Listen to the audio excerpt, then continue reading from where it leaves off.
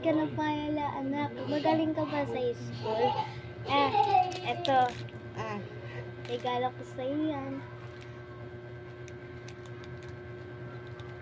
Regalo ko sa'yo yan. Bakit? Bakit ka nakasimangot? Pasensya na, ito lang kasi ano ka. Sige, may kukuhin pa ako dun sa kabila. Baka magustuhan mo rin.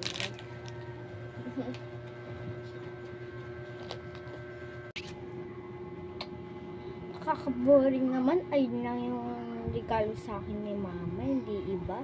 Maganda nga yung bahay namin, parang mayaman. Kaso nga lang, ano ko, pangit.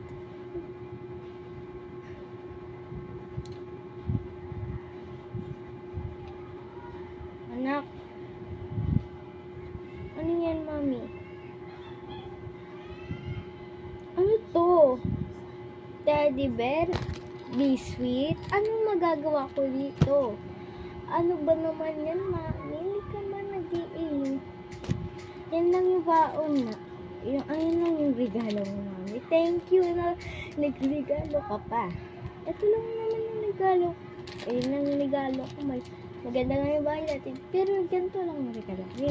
English ng cake at saka spaghetti. Halo-halo. Ba't di mo po magawa sa akin? Sinunang pa yung pagbibisi mo dyan sa work mo kaysa sa akin. Tingnan mo, ayan lang yung biscuit ko. Ano ba naman na? Sa'yo na nga. Para magregalo kung ganyan lang yung regalo mo sa akin. Nakainis habon.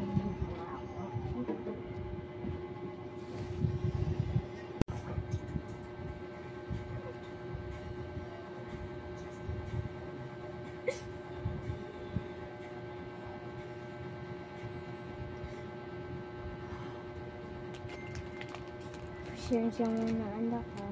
Ito lang kasi ang nalala ko sa'yo, pati teddy bear. Ito lang yung nakakayanan kong bigay sa'yo. Pero sa susunod, makakabawi ka rin sa akin.